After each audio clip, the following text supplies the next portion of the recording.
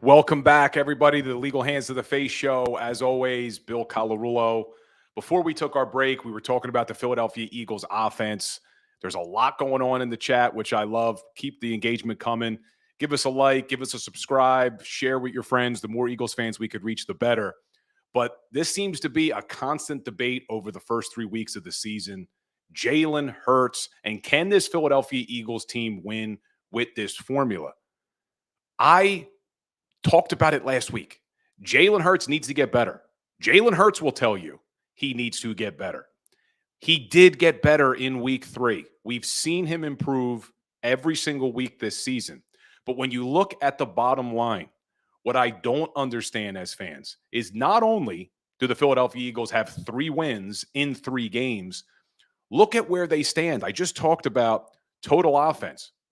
They're in the exact same place they were last year, yards per game. They're in the exact same place they were last year, points per game. They're in the top 10 in the NFL in yards per game, top 10 in the NFL in points per game. They're number 2 in the league with the plays that they've run. They've run more plays than 31 other teams in the NFL. They're in the top 10 for time of possession. So you look at all of these things, yeah, their passing game will get better, but they're 3-0. And the offense is dominating teams. We just don't like the way it's being done, or at least some of us don't like the way it's being done. But give them a shot. Give them a chance. They're 3-0. The offense is putting up points, okay? So I'm just reading some of the chats here. I know 3 bad teams, but you play who you play, man. We talked about that last year. And this Bucs team, we could talk about how they were a bad team. They were number 2 in the NFL in rushing defense. They've been number 1 over the last 4 seasons in rushing defense. So the Philadelphia Eagles imposed their will. Jalen Hurts didn't have a horrible game. You take those 2 interceptions away, and we talked about them. But let's jump right in. Enough about the offense. I thought there were some promising things there. But let's talk about this defense. And damn, I mean, we knew Howie Roseman had a good draft, and we were excited about Jalen Carter. But I never, and I know Philadelphia fans, sometimes we get, hey, you guys overreact. You overreact. I am not overreacting. I don't think we can overreact enough about Jalen Carter. This guy is the best rookie that I have ever seen on a Philadelphia Eagles team. Unfortunately, I am too young to remember Jerome Brown. I know people are comparing him to Jerome Brown. I was too young to really remember him. But this guy is the best rookie they've had on that defensive side of the ball that I've seen since Corey Simon. Corey Simon holds the Eagles franchise record for 9.5 sacks as a rookie. Jalen Carter is going to beat that. Jalen Carter is going to beat that. Not only was he the highest rated player on the field yesterday, he is one of the highest rated players in the NFL. You look at what this guy is doing, it is freaking believable that he is a rookie and he's on this Philadelphia Eagles team. So far, he's been double teamed 68. Well, this was last night. 68.8% of the time he faced a double team. He had 2 pressures on those. He's been double teamed quite often. He's only playing about 50% of the snaps. He has 6 quarterback pressures against the double team. There's only one player in the entire NFL that has more quarterback pressures than Jalen Carter against the double team, and it's Micah Parsons from Dallas, who everyone talks about may be not only the defensive player of the year, but there were talks from some that he may be the MVP of the year. And you're talking about a rookie who's playing less than 50% of the snaps is putting up numbers like him. He's also one of only 2 players in the NFL that has 15 quarterback pressures and 2 forced fumbles. The other one, TJ Watt, who's also talked about as the defensive player of the year. This guy is amazing. I mean, I don't know any other way to describe Jalen Carter than he is absolutely incredible. You go to the Pro Football Focus grades, they have him as the number 1 graded defensive tackle in the entire NFL. Not rookies, not as the best rookie in the NFL, the best defensive tackle. They have him rated higher than guys like Chris Jones, Dexter Lawrence. They even have him rated higher than Javon Hargrave and Aaron Donald. So this is an unbelievable draft pick by the Philadelphia Eagles. And that defensive line is deep, deep. I have never seen a defensive tackle rotation as good as the Philadelphia Eagles have right now. You have Jalen Carter, who we talked about. Jordan Davis in his second year. Again, if you follow me on Instagram, this should not be a surprise to you that Jordan Davis is having a good year, because I was saying it all summer on Instagram and social media that I was expecting big things from Jordan Davis, because this was going to be a healthy year for Jordan Davis. In his rookie season, he had that lower leg injury. On a big guy, that's going to affect you all season long. And we're seeing how dominant Jordan Davis can be. And you put Jalen Carter and Jordan Davis on an interior, good luck. And I did a video leading up to the Tampa Bay Bucks game that talked about how they were going to feast on Robert Hainsey, the center for the Tampa Bay Bucks. And that's exactly what they did. And you saw it, case in point, on that safety. The Bucks had no chance getting out of that end zone with Jordan Davis and Jalen Carter right in the interior. And then when those two guys aren't on the field, you have Milton Williams, Fletcher Cox, who seems to be having a resurgence. I think these young guys have been great for him. He's back saying, hey, look, I'm still the guy. I'm still the guy. And Fletcher Cox is playing well. And then we didn't even talk about the fifth tackle on this team, Marlon Tuipulotu, with a sack last night, quarterback hit. He's not playing a ton of reps, but it is a luxury that you have 5 defensive tackles that can not only stop the run, but can generate interior pressure on quarterbacks. That's going to disrupt a lot of teams. Going into this game, Baker Mayfield, I know he's Baker Mayfield, but going into this game, he had committed 0 interceptions, and he had only been sacked 1 time. And you saw what the Philadelphia Eagles were able to do to him, shutting him down. In the week before, I know it's the Chicago Bears, Baker Mayfield threw for over 300 yards. Philadelphia Eagles defense holds Baker Mayfield to 146 yards. They go 2 sacks. They pick him off for a quarterback rating of 73. That defensive line dominated, absolutely dominated. Now, I'm talking about how great our defensive interior has been. One of the concerns a lot of people have, and I'm starting to get there, is on the edge. Our edge rushers were so good last year, and it all started with Hassan Reddick. And we really haven't heard Hassan Reddick's name called at all. I mean, I watching the games, people are saying, hey, is Hassan Reddick even playing? He's playing. And in fact, he's getting a lot of snaps. Yet last night, Hassan Reddick played 66% of the defensive snaps. He was on the field for 31 plays. Pro Football Focus rated him in the pass rush, and this is what's concerning. They rated Hassan Reddick in the pass rush with a 67.1 grade. To put that into perspective, Jalen Carter, an 83.3. Make it even worse, Derek Barnett, a 74. So Hassan Reddick is being graded, at least against the Bucs, as a lower pass rush grade than Derek Barnett. I don't know if that thumb is affecting him more than what we thought it was going to, but we need more out of Hassan Reddick. This was a guy who should have been in the Defensive Player of the Year conversation last year, and he's just not giving us what we saw.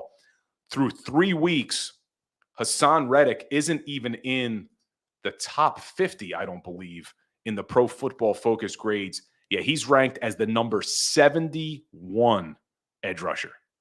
Not good enough. Not good enough. I do think it's his thumb. I think he uses his hands to generate leverage, to be able to use his speed to get around the outside, but he's got to get better. If you look at the edge rushers, the Philadelphia Eagles don't have a single edge rusher graded in the top 25 from Pro Football Focus. The highest graded is Brandon Graham at number 27, Josh Sweat at number 30, and then Hassan Reddick all the way down at number 71. Now, it hasn't really affected the Eagles because their interior has been so damn good. They've been able to generate pressure there. That's where a majority of their sacks are coming from. But when we go up against these better teams, we're going to need those edge rushers, no doubt about it.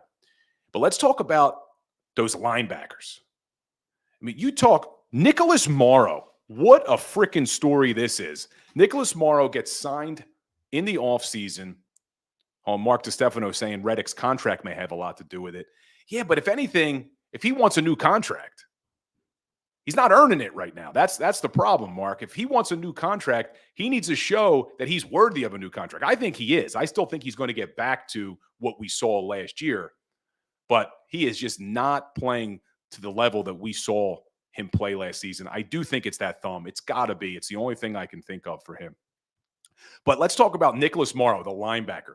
This was a guy they signed in the offseason away from the Chicago Bears. Gave him no guaranteed money. He comes into training camp. They clearly didn't have faith in him. They bring in Zach Cunningham, Miles Jack. They cut Nicholas Morrow. He goes it to the mountains, apparently. I read a story. He goes up to the mountains, starts to mull his future, think about what he wants to do. Well, then Nakobe Dean gets hurt on this Eagles team. They re-sign Nicholas Morrow to the practice squad, and then they elevate him when Dean is out. And Nicholas Morrow played absolutely phenomenal linebacker play last night, in my opinion. You look at him, and where he's really excelled is in pass coverage from that linebacker position. He was the number 3rd ranked player in pass coverage last night, second to Sidney Brown, who unfortunately got hurt and didn't play as much as he could have in that game, and James Bradbury. Nicholas Morrow has been extremely good in coverage this year. And you look at where they have him ranked for a guy who was on the practice squad, actually was cut. Pro Football Focus has the number 12 linebacker in the entire NFL through these 2 games. It's unbelievable what Nicholas Morrow is doing. And Mark DiStefano took the words right out of my mouth. Zach Cunningham is also playing pretty well. So this linebacker position is a position that I've been concerned about because I did not have faith that you should have gone into this season with just Nakobe Dean, and we saw what happened. He got hurt. I was pounding my all offseason saying, hey, bring in more people to this linebacker room. They need some help. Well, it turns out the help they brought in worked. They didn't realize it at first. They cut him, but they brought him back. Nicholas Morrow, pretty damn good. Zach Cunningham, he looked lost in that New England Patriots game. And I guess it should have been expected. He was out of football. They bring him in late in the preseason. He needed to get acclimated, but he's looked very good in the last 2 weeks as well. So I'm okay with those linebackers. And really, this defensive tackle room makes it a lot easier on these linebackers to be able to play. You have Jordan Davis and Jalen Carter wreaking the havoc that they're wreaking. You just saw it. You saw it on that safety. Nicholas Morrow was able to just shoot the gap and make that tackle. Pretty impressive stuff. And I don't know what happens when Nakobe Dean comes back. I think they'll give him an opportunity. But if Nicholas Morrow keeps playing as well as he's playing, I don't want to see them take him off the field. So maybe it's Zach Cunningham that he works in with, but Morrow, keep it up, man. And I got a special place in my heart for Nicholas Morrow. Division III football player. So I played Division III as well. I didn't realize Nicholas Morrow is a Division III football player who made it all the way up to the NFL. Fun fact, another Division III football player, head coach Nick Sirianni, played for the Division III powerhouse, Mount Union. But pretty good stuff. Pretty good stuff. Yeah, Brandon Katz, I agree with you. Nakobe Dean was not good in pass coverage in week 1 at all. And either was Christian Ellis. And I think the Eagles were hopeful that Christian Ellis was going to be able to step in and play linebacker this year. They saw him against the pass, and he has not gotten a lot of reps. In fact, he only played 8 reps yesterday on defense. So this is Nicholas Morrow, 100% of the snaps. Zach Cunningham played 77. Nicholas Morrow is the guy there in that linebacker room. 100% of the snaps, playing really, really well. And then let's take a look at our secondary. You got to give credit. I was a little against this move going into the game when they announced that James Bradbury was going to slide inside and play the slot. I didn't like that. I thought you have an all-pro corner who's played his entire career on the outside. Why are you going to weaken your defense by moving him inside? He's not going to be as good there. But it worked out. James Bradbury was really good inside. He got beat on a couple of routes. but really, really good. And you got to give Sean Desai credit, man.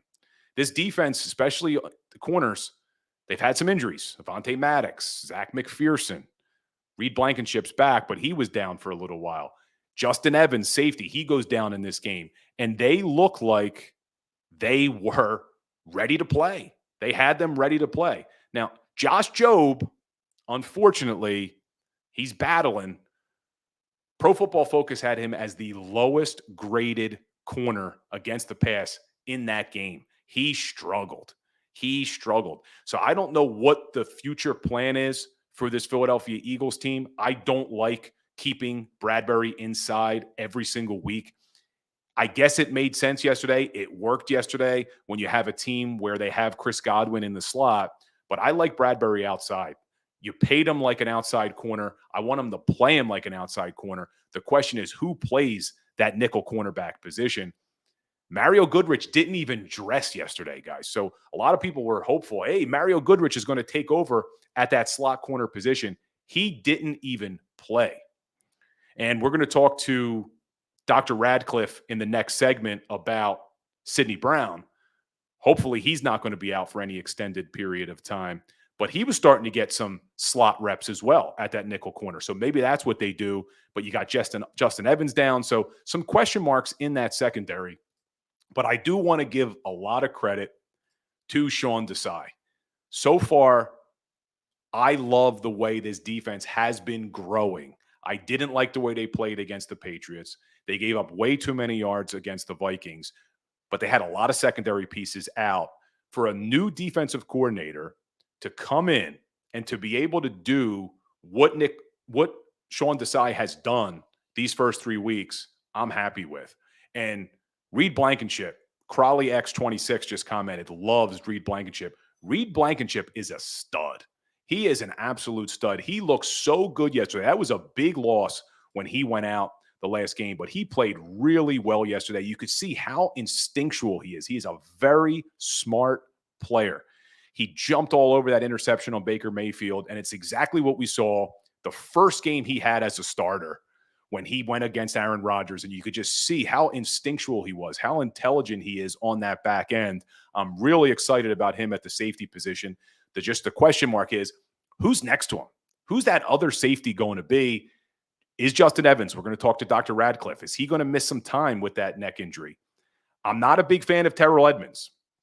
I didn't think Terrell Edmonds played very well when he got in there yesterday.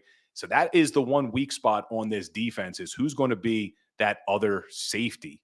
But Avant Maddox, nickel corner, other safety, those are really the two spots, nickel corner and safety. And Brandon Katz weighing in that Maddox was the most underrated player on Philly defense. The problem is, though, he can't stay healthy. And I did a video on this in the offseason, and unfortunately it turned out to be true, is he hadn't played more than 12 games in his career besides one season. And I don't think you're going to see him back in a Philadelphia Eagles uniform next year unless he agrees to restructure his deal. Like most Howie Roseman contracts, they backloaded Avant Maddox's deal. He has a $4 million cap hit this season. If they bring him back next year, he has a $10 million cap hit. No way they're bringing him back with that hit. If they trade or cut him with a post-June 1st designation, they would save $7.5 million against the cap. So there is no way Maddox comes back, at least under the current deal that he's on. If he agrees to restructure, maybe you'll see him back. But that's about it. But I'm being told by my producer, Xander, that Dr. Radcliffe is ready. So we're going to take a quick break. When we come back, we'll talk to Dr. Radcliffe about some of these injuries, and hopefully he'll give us some good news. Stay tuned, guys.